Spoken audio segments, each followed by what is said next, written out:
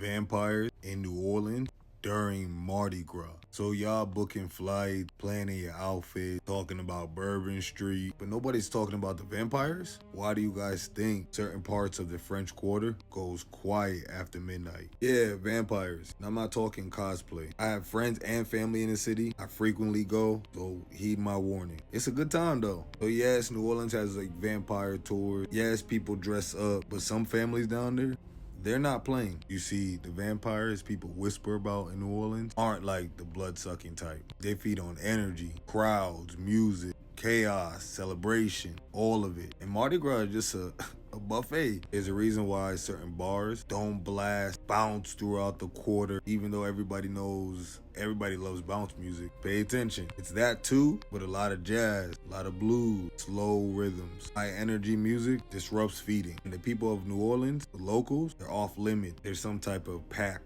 thing going on, some agreement, I don't know. And don't let those fangs and capes fool you. Some people that are dressed up like vampires aren't dressing up. And some might be just familiars. Real people working for the vampires. You know, to lure people, tourists, you know. But here's what people don't talk about. Well, at least enough. If the vampires run the quarter at night, the werewolf families don't stay too far. Old Louisiana bloodline, shapeshifters tied to the swamps. They call those werewolves Rougarou out there. And Mardi Gras chaos, that's a cover. There are parts of Louisiana that certain bloodlines don't cross. Like I said before, you know, there's a pact or some form of agreement.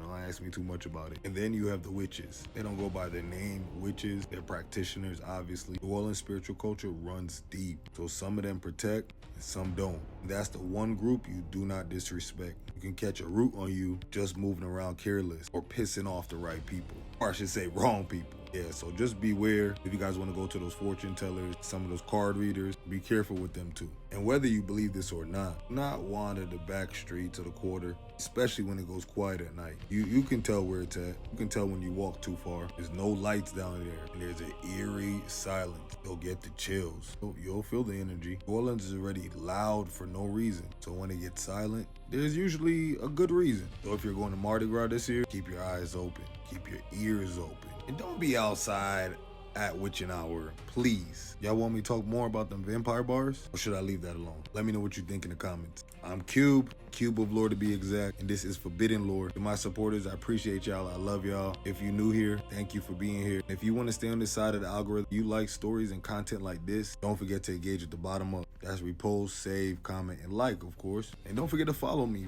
Watch this whole story and you forgot to follow me? What's up, gang? My supporters, let me know what you think in the comments, and I'll meet you there. I'm curious to hear what y'all think. Also, who's going out for Mardi Gras this year? Because I might be stopping by too. And as always, it's only for entertainment purposes. It's all allegedly hypothetically speaking. I'll catch y'all in the next video.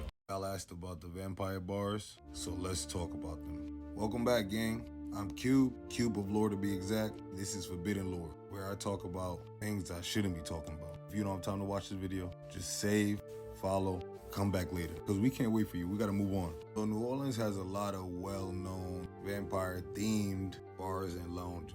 I'm just talking lore, culture, and vibe, gang. Not making any accusations. So places that lean more into the gothic aesthetics, candlelit, dark interiors, antique decor, velvet. When's the last time y'all even seen velvet? That's crazy. And also mirrors. I think they don't like mirrors. They love mirrors. The kind of music, slow jazz, blues, dark wave, industrial, not bounce. A big.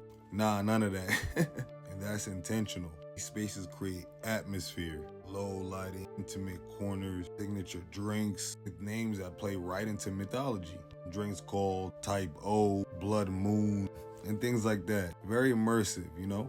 Here's where the lore kicks in. For years, there have been stories, not proof, just stories about private gatherings, invitation-only events, you feel me? After-hours circles. And to be clear, New Orleans has a thriving goth and alternative community. So a lot of this is subculture, art, performing, but folktale grows around it. It says some of them are familiars, some of them work for the vampires, to lure tourists that fantasize about vampires and being a vampire. And some of them are really vampires, not cosplay. And I heard a lot of stories from rideshare drivers, Uber, Lyft, all of them. Drivers saying they drop people off It looked a little, let's just say too real. Too real of playing the vampire part. And others say when they dropped the people off, vibe felt different. People watching. Or I even heard stories of people leaving, getting into the cars, and the energy immediately shifts. Again, just stories, right?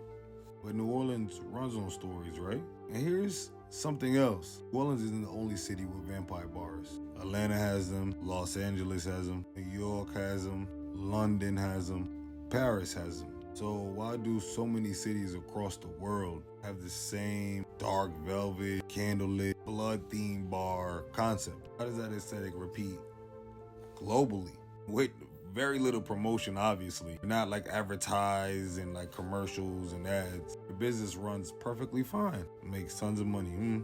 Maybe off of tourists, who knows? If you met a vampire in one of these bars, you know. Or you could have met him anywhere. Hotel lobby bar, anywhere. Weird part about it, the conversation seems so long, like mesmerizing, but almost like fading to the memory. You could barely remember it. They're usually good-looking people. Come in all shapes and sizes and ages, of course. I ran into a husband and wife vampire, and they looked to be in around their 70s. They were visiting from Europe. The wife was tall and blonde, thinking like Dolly Parton and Pamela Anderson, but like tall, like supermodel tall. And her husband, just as old, seemingly old, but jacked, like Arnold in his heyday. Now to think about it, it drank a crazy amount of Tito's and ate so much food, seemingly, looking fit older people. And they never got drunk. And they actually told me this was their stop on the way to dinner. Now, I'm not saying these places are supernatural. I'm saying New Orleans blends history, performance, spirituality, and nightlife in a way that makes, the line a little blurry. When the French Quarter goes quiet, it's not for you. You shouldn't be here. Go home. Go get to your hotel, Airbnb, wherever. Go get. Let me see what else y'all was asking me in the comments. Oh yes, the witches, the practitioners, practicing all different kind of magic. Light, dark, hoodoo, voodoo, obeah, green magic, ancestral magic, sometimes just potions, teas, healing remedies, just curses and hex. Just like everything, there's good and there's bad. That's why I told you, either way, don't piss them off. All these entities have their own different area, guys. Really don't cross each other's boundaries. That's why I said they have some type of blood pact, some type of agreement that happened very, very long ago. That they kind of, stay out of each other's way. Tourists are up for grabs.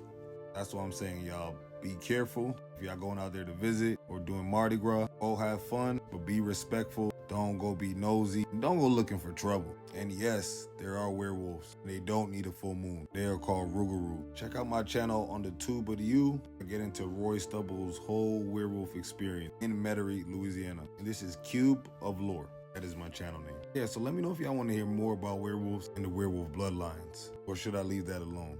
I'm Cube of Lore to be exact. This is Forbidden Lore Season 2.